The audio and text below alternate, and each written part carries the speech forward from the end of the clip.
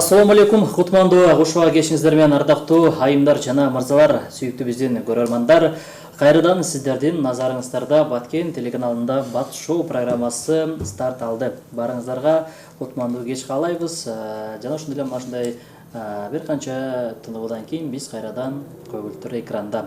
Барыңыздарга ыйык ушул Рамазан айында саламыбызды айтабыз. Барыңыздардын туткан орозоңуздар кабыл болсун делем. Мына ушундай ыйык күндөрдө жолугуп жатабыз. Жана ошондой эле ардактуу көрүүчүлөр, сиздер Баткен телеканалынан эч жакка алыстабаңыздар. Кудай буюрса, эфирибиз сонун бир жакшы болот деген ойдобуз. Келиңиздер, анда бүгүнкү биздин студиябыздын коногу менен сиздерге кененирээк маалымат берип тааныштыра кетейин.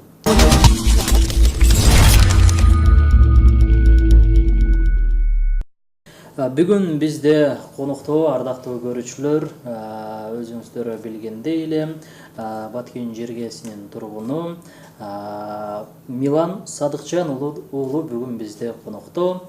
Ассаламу алейкум. Алейкум ассалам. Студиябызга кош келипсиң, Милан.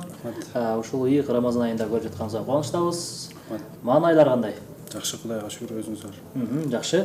Анда алгач кезек берейин, эл менен амандашып алсаң болот. Ассаламу алейкум, урматтуу кыргыз элим, карапайым калкым, мусулман бир туугандар. Жалпыңыздардын бүгүнкү күндөгү болуп жаткан ыйык Рамазан айыңыздар менен чын жүрөктөн куттуктайм. Бардыгыңыздардын туткан орозоңуздар кабыл болсун. Жана дагы бардыгыңыздарды дагы бир рет орозо байрамыңыздар менен куттуктайм. Рахмат.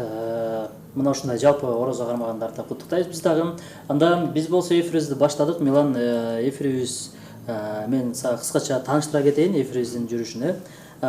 Эфирибиз эркин, баягы тартынмай жок. Кенен сүйлөшүп отуруп сүйлөшөбүз. Сенин ушул өмүр жолдоруңду сүйлөшөбүз. Жана ошондой эле эфирибиздин жүрүшүндө сен менен кыскача кызыктуу конкурстар болот, дагы катышып бересиң. Даярбыз анда. Даярбыз. Анда эфирибиздин шарты боюнча өзүң тууралуу бир аз биздин көрүүчүлөргө маалымат берип кетсең.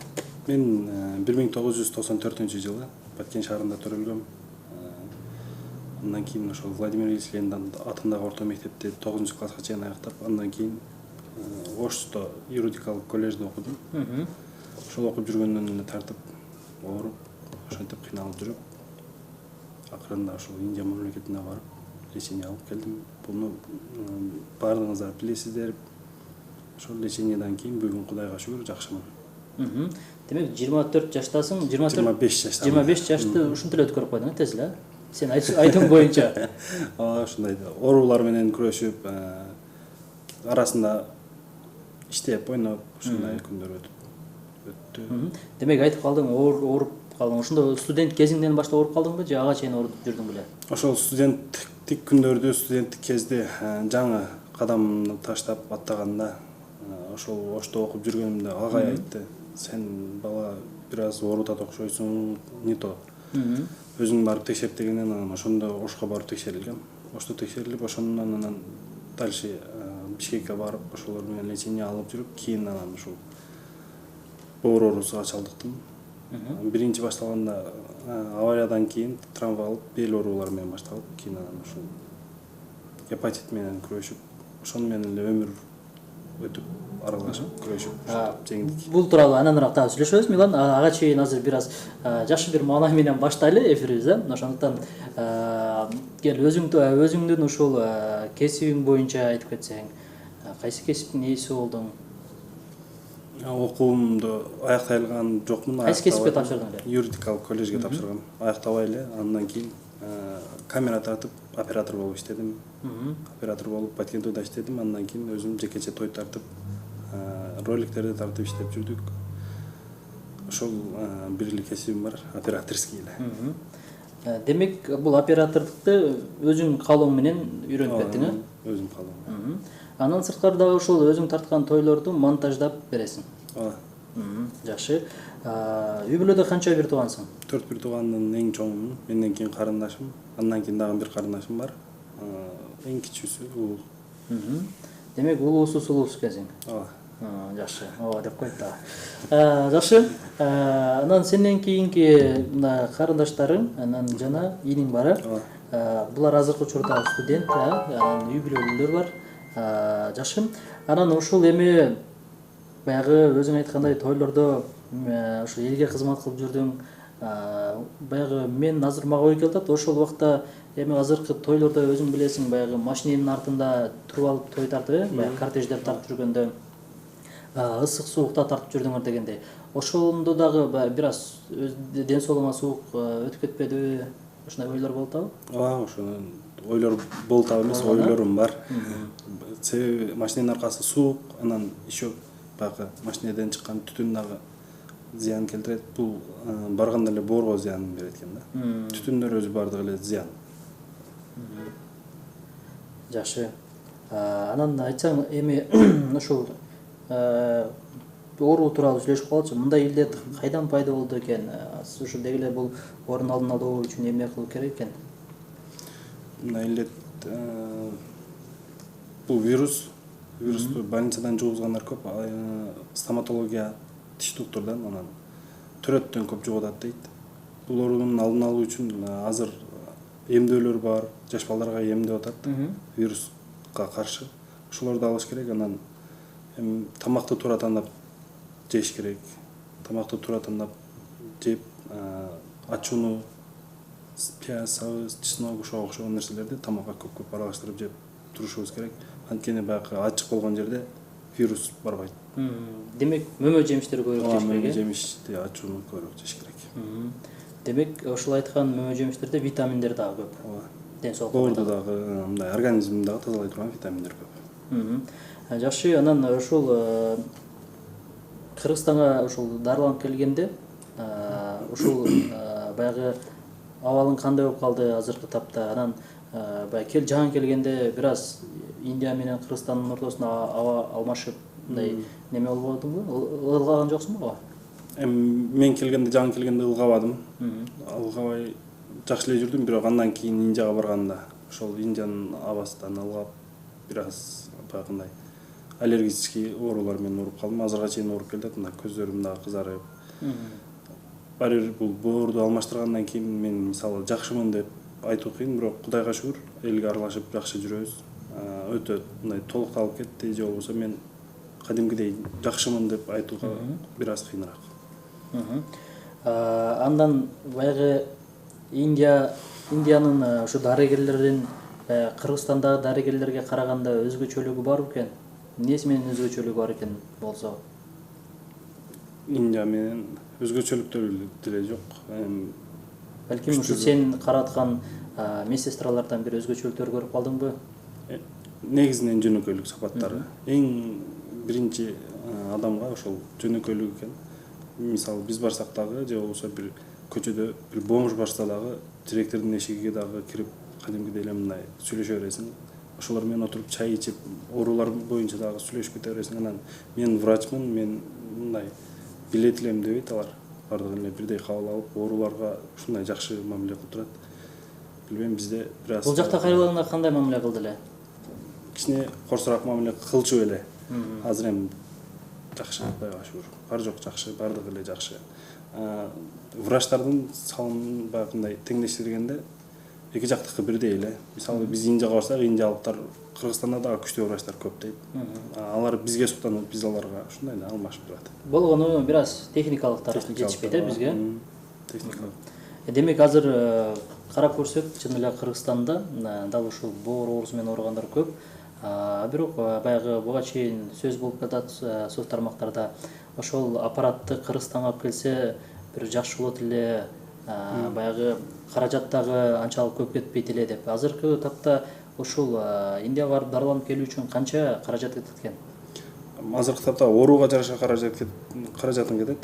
Гепатит Б, мен ооруган оорулар менен, анан авиакоккоз ушулар менен 32-33 миң доллар каражат кетет да. 32-33 миң доллар кыргыз сомуга 2 миллион 200 миң 300 миңдер кетет.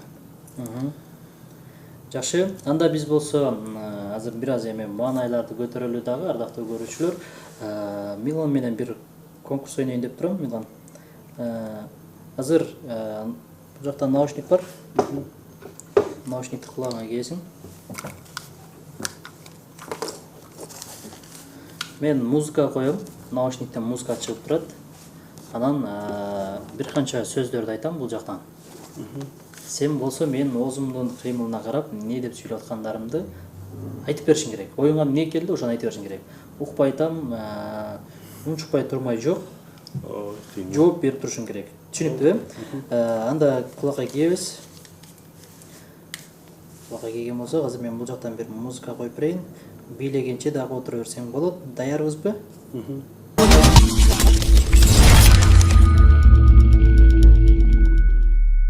Биз биринчи оюнубузду Милан менен ойноп көрөлү. Канчалык жооп берет, анда кеттик. Программа. Программа. Программа. Программа. Программа. Программа. Бала. Жок, программа. Программа. Бала. Жок, программа, программа. Программа. Программа. Программа. Бала. Жок, программа. Программа. Ба. Кийинкиси, кийинкиси. Камера. Камера. Зор. Оператор. Оператор. Өзүң оператор. Оператор. Зор. Штатив. Штатив. Штатив. Эми Милан буга чейин камерачы болуп жүргөнгө байланыштуу мен бир аз ушул камера жаатында суроолорду берип атам. Штатив. Штатив. Шерик. Жок, штатив. Штатив, камеранын штативи. Так, камера, штатив. Штатив. Сонун калемпир. Калемпир. Калемпир. Калемпир. Калемпир. Ачуу. Семечка. Жок. Калемпир. Калемпир. Калемпир мындай кызыл калемпир. Ачуу десең. Тамак. Калемпир. Калемпир. Калемпир. Конфет. Жок. Калемпир. Калемпир, калемпир. Калемпир. Следующий кийинкиси. Талкан. Талкан. Тарак. Жок, талкан. Талант. Жок, талкан. Така. Жок, тал. Та. Тал. Тал. Та. Тал. Кан. Тал. Кан. Айтсаң, тал. Така. Жок, тал. Та. Лы бар, лы. Тал. Тала. Жок, талкан. Талкан. Кийинки. Кийинкиси. Рамазан. Рамазан айы, Рамазан. Рамазан. Кийинки. Ден соолук. Ден соолук. Ден соолук, ден соолук. Ден соолук. Ашказан. Жок, ден соолук. Ошолор ден соолук, ден соолук. Ден соолук. Жакшы, ден соолук. Ден соолук. Тамак. Ден соолук. Ден соолук. Тамак. Жок, ден соолук. Ден соолук, кандай ден соолук? Ден соолук, ден соолук. Ден соолук. Ден соолук. Ден соолук кандай ден соолук? Ден соолук. Өпкө. Жок, ден соолук. Ден соолук, ден соолук. Салам. Ден соолук. Ден соолук кандай ден соолук? Кийинкиси таппаганын айта берейин да. Калемпир. Калемпир. Калемпир. Калемпир. Калем. Калемпир. Пир. Айтсаң? Лем. Пир. Калемпир. О, жакшы. Программа. Программа. Программа. Про. Программа. Программа. Sonra. Программа. Талқан. Талқан. Тартат. Жоқ, талқан. Талқан. Таркан. Ох, тарқан дейді. Талқан. Талқан, талқан. Жейсің ғой, талқан. Талқан. Талқан, талқан, талқан. Тамақ. Талқан. Талқан. Та. Тал. Қан. Жоқ, талқан. Тата. Тата деген сөз жоқ та. Талқан. Талант. Талқан. Талқан. Та. Тал. Мынандай тал. Анан қан. Тамақ. Тал, мына тал. Фонтан. Жоқ, тал. Тал. Тал бар ғой, тал. Дарақ. Тал. Дарақ. Жоқ, тал. Бақ. Дарақ. Тал. Та. Тал. Тал. Қан. Тала. Жоқ, қан. Талқан.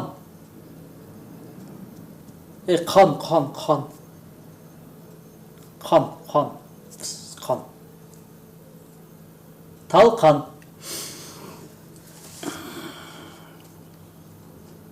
Айт, ойыңа не келді? Талқан.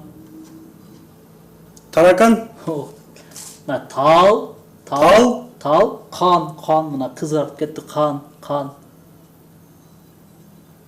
Қан шығады ғой маяқтан. Қан. Кейінке. Ушул жерден тоқтаталы. Ойын бүтті. Ойын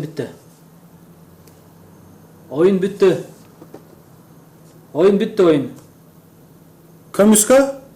Ойын бүтті. Бата. Жоқ, Дуа.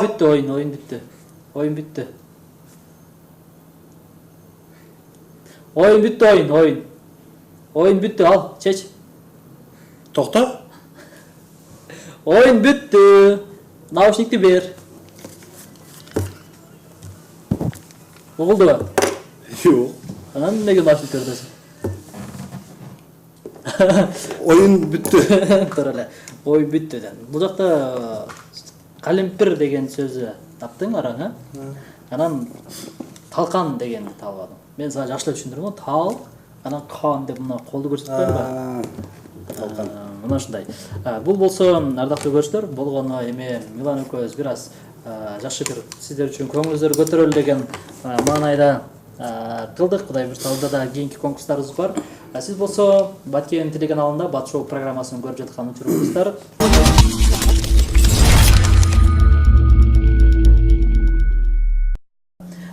Милан, ушул сакайып кетсем буюрса, ушул Кыргызстанга барганда өзүмө окшош ушул ооруган жарандарга жардам берем деп айткан элең да, мындай ушул маалымат булактарына. Ушул жардамдарды берип келатасыңбы? Бүгүнкү күнү колумдан келген жардамдарды берип келдим, ооба. Өзүм айыгып келгенден кийин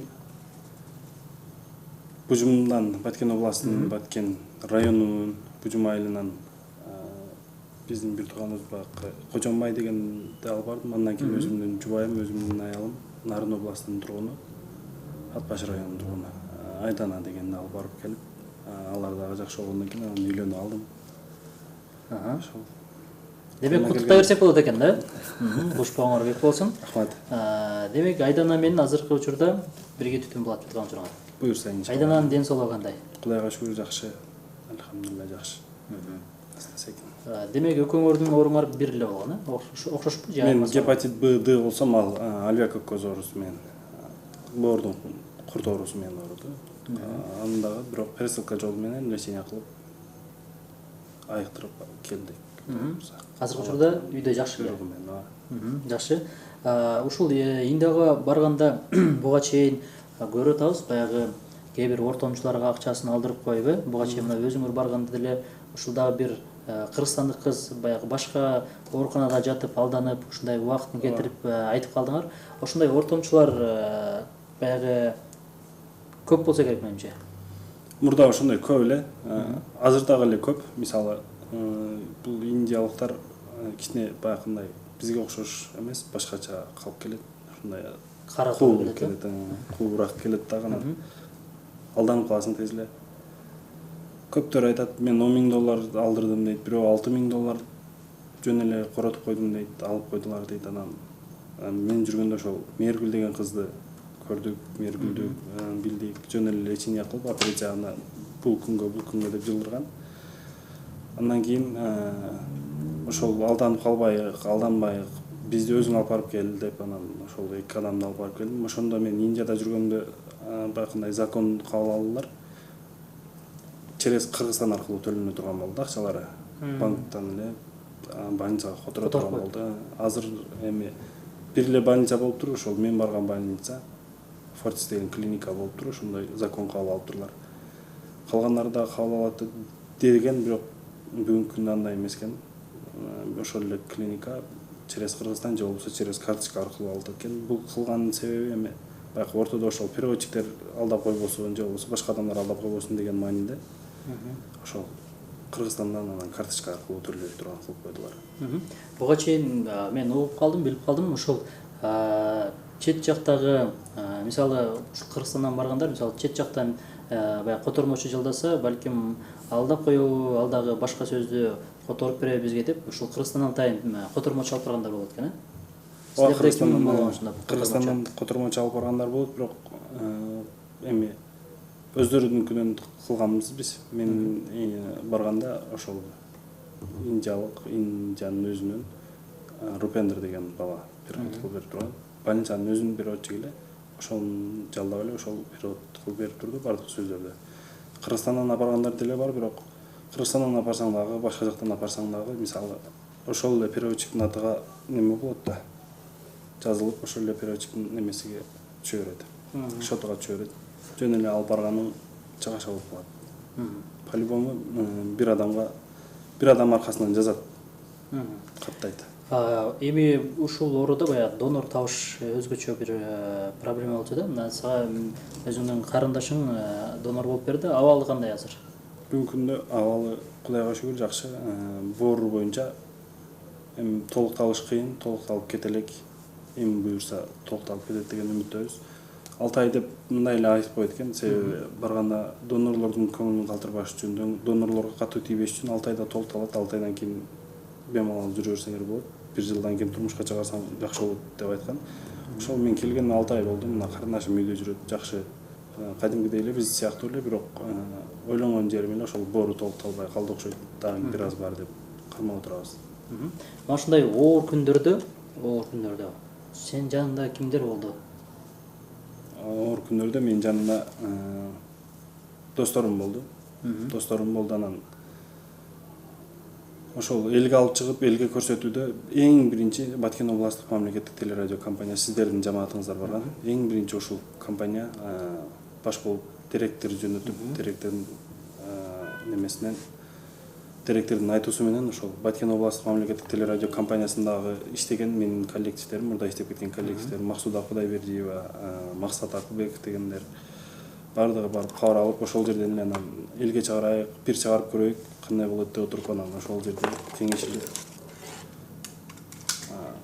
элге чыктым. Элге чыккандан кийин ошол эле постторду, бул жактан жазылгандарды неме кылып алып, анан нар жактан өзүмдүн өкүл апам Канышай дейт, ошол бүт тексттерин жазып, сүрөттөрдү чыгарып берип, мыналарды таркаткылайм деп максималдуу репоступ жазып, ошолор жүрдү. Анан эң негизгиси чуркап берген досторум болду. Андан кийин баардыгын уюштуруп жүргөн Төлөгөн Карабаев деген Баткендин жигити, өзүбүздүн байкебиз, ошол жардам берип, ошол уюштуруп, баардык уюштуруу иштерин мойнуна алган ошол болгон. Мына эми ушул өзүңдүн башыңан чыгып атат, ушундай уюштуруу иштери, ушундай баягы элдерден ушул акча чогултуп, кандай десек, марафондорду өткөрүп дегендей, кыйынчылыгы бар экен? Кыйынчылыгы аябай эле көп кыйынчылыктар болот. Мисалы бир жерге барсаң азыр базарга туруш дагы өтө кыйын. Себеби бирөө уруксат бериш керек, бирөө точка дейт, удлинитель берип тур дейсиң, тогун берип тур, ток жок. Ошондой тартыштар менен анан алып келип зорго орнотуп койсоң, кээде милициялар тоскоолдук берет, базардан жыйнап алып кеткиле, бул жерде элдер тынчтанбай жатат деп. өтө бир кыйын. Ошол биринчи болуп башталганына Кудайга шүгүр меники аябай жакшы болгон экен. Анан уюштурган адамдар дагы, уюштуруучулар дагы жакшы эле. Себеби биринчи эле колго алынганда ошол телевидение аркылуу Баткен областтык мамлекеттик телевидениясы колго алгандан кийин жакшы дүңүрөп, жакшы кеткенби Кудай бар экен, Кудай колдоду негизинен. Рахмат. Биз болсо азыр ардактуу көрүүчүлөр Милан менен кийинки бир кызыктуу конкурсубузду ойнойлу деп турабыз. Бул сүрөттү дурабы деп аталат. Албетте биз сүрөттү бир кандайдыр бир күлкүлүчтүү сүрөттөрдү чыгарабыз экранга, анан ошол сүрөттү Милан дурап бериш керек. Албетте бул беттин түзүлүшүндөгү гана баягы өзгөчө сүрөттөр болот. Ошону Милан азыр камерамен азыр алгач биз экранга чыгарабыз, андан кийин Милан камераны карап дурап берет. Алгачкы сүрөтүбүз моундай. Милан көрүп турган болсоң, мына экранга чыккан сүрөттү сен камераны карап дурап беришиң керек. Мына сүрөттү. Ооба. Турабы? Бир аз көздөрдү жакындаш керек, чоңураак ачыш керек. Азаматсыз. Жарайт. Кийинкисиге көңүл бурабыз. Экранга чыкты. Григорий Лепс ба? Бул Филипп Киркоров да? Камераны карайбыз. Филипп Киркоровду карайбыз. Азаматсыз деп окшошту. Кийинкисиге көңүл буралы. Мына ушундай. Чач биякта таза экен. Ошондой болсо дагы калган жерин турайбыз. Менче илам кайтып турат го дейм. Кийинкисиге көңүл бурабыз, анда кийинки сүрөт. Jim Carrey. Окшошот экен. Соңгусу Дима Биландан. Сонун жакшы. Колчоого коелу. Сонун бурап бердим. Жана алсам окшошот экен жемеле. Окшошпот экен. Биз болсо алдын көздөй сапарыбызды уланталы, ардактуу көрүүчүлөр. Баткен телеканалында Бат Шоу программасы уланууда. Сиз болсо бизден алыстабаңыз. Мына ушундай сиздердин маанайыңыздарды көтөрүүчү албетте конкурстар, албетте кичине болсо дагы ушул Рамазан айында сиздин маанайыңызга маанай кошолду деген ниетте гана ушундай жакшы бир маанай тартуулайлы деп жаткан учурубуз. Бизде болсо конокто Милан Садыкжан уулу. Маегибизди улантабыз, убактыбыз азайып баратат. Ошондуктан эч жакка которбой, эфир аягына чейин биз менен бирге болуңуздар.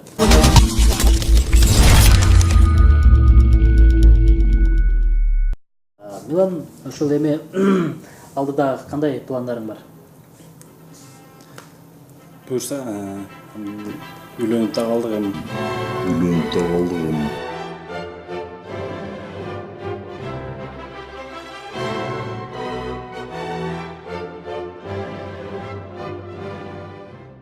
Турмуш ушуну улантып кетебиз, анан колуман келсе дагы да болсо жардам берип келе берем, ушул. Негизинен татыктуу ата, татыктуу эне болуп, балдарга үлгү катары болуп, бир үй бүлөнүн чогун булатсак деп. Үйлөнүп калдым дедиң, ушул татыктуу ата болоюн деп калдың. Буга чейин ушул билебиз, кызың бар экен, балаң бар экен. Азыркы тапта кандай жүрүшөт? Азыркы тапта Кудайга шүгүр жакшы. Ошол мен айыгып келгенден бери тойлоп күндө эле жанымда. Эми баягы кызың турса дагы жанымда, кеч жатса дагы жанымда, уктап калгыча жанымда, анан же болбосо уктаганга чейин жанымда болуп, уктагандан атасы менен энесиге барат. Азыр эми кызың баягы чоңоюп акыл эсиге келип калган учуру Айдананы кандай кабыл алды? Жакшы, өтө жакшы кабыл алды. Негизинен ушул энелик тапта баягы эне мээрими жоктугунанбы, Айдана келгенден бери Айдана экөө балам үчөө биргеликте ошол ойноп эле жүрөт. Ошо эне катары кабыл алып, ойноп күлүп жакшы жүрүшөт. Демек Айдана келгенден бери ойноп жүрөт. Иш кылбай атабы. Иш кылбай атабы. Иш дагы кылат, анан балдар менен дагы ойнойт. Негизинен айтат го, өзү дагы көп айтчу эле Айдана. Балдарды акчага эмес, убакытка көрөк бөлүп, убакыт менен дарылаш керек деп. Анан өзү айткандай, ошол балдар менен кээде ойноп, балдар менен ушул баягы жыргап ойноп күлүп калат, ошондон тиктеп отуруп карап отуруп сүйүнөм. Бүгүнкү күндө менин дагы балдарым ушундай тапта ойноп күлгөнүнү көрүп атам деп. Негизи балдар менен кыздын өзүнүн апасы байланыш жокпу азыр? Байланыш жок. Үзүлгөн, таптакыр. Азыр эми ушундай дагы кайрылып аткандар болуп атпайбы? Милан жардам берип койчу дегендер болуп атабы? Ушундай ооруп аткан экенбиз, билбеппиз. Бүгүнкү күндө 2-3 адамдар кайрылып атат. Оорутам, ооруп жүрөм, билбедим дегендер бар. Анан эми эле башталган бирок оорулары баары бир, если гепатит Д'нын лечениясы болсо, баары бир ошол цирроз болуп операция боло турган түрү бар. Ошонун алдында азыр бүгүнкү күндө текшерилип көрүңүздөр, может жакынкы күндөрдө же болбосо ушул 1-2 жылдагы лечениясы чыгып калса, гепатит Д'нын ошого жеткидей сизди лечения кылып турат деп экөөсүнө айтып турабыз. Анан эртең жакында дагы Индия менен сүйлөшүүлөр болуп, дагы бир экөөсү барат окшойт. Жакшы. Анда биздин убактыбыз дагы азайып баратат, Милан. Ошондуктан мына ыйык Рамазан айында көрүшүп жатабыз дегендей.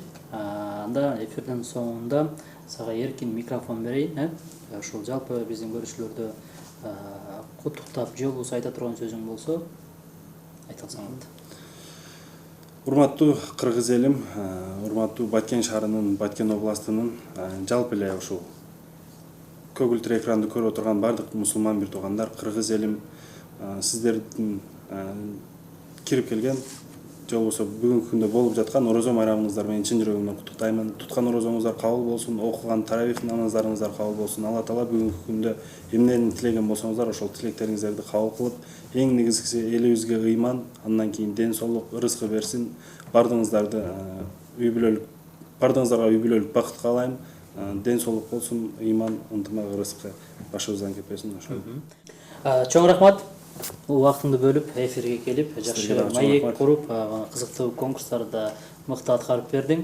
Ар дайым жүзүңдөн жылмай кетпесин. Албетте ушул эми буга чейин канчалык кыйынчылык күндөрдү өткөргөн болсоң, мындан аркы жашооң, албетте өзүң айткандай эле, ушул сүрөттөгүдөй эле тилдериң коюлуп, көздөрүң кышайып жүрө берсин. Бул деген эми баягы адамдын жылмаюусун билдирет, ошондуктан жалаң гана жылмаюуну каалайм. Ден соолук болсун эң башкысы. Ардактуу телекөрүүчүлөр, урматтуу айымдар жана мырзалар, ушун менен Баткен телеканалындагы Бат шоу программасы соңуна келип жетти. Бүгүн бизде конокто Милан Садыкчан уулу болду.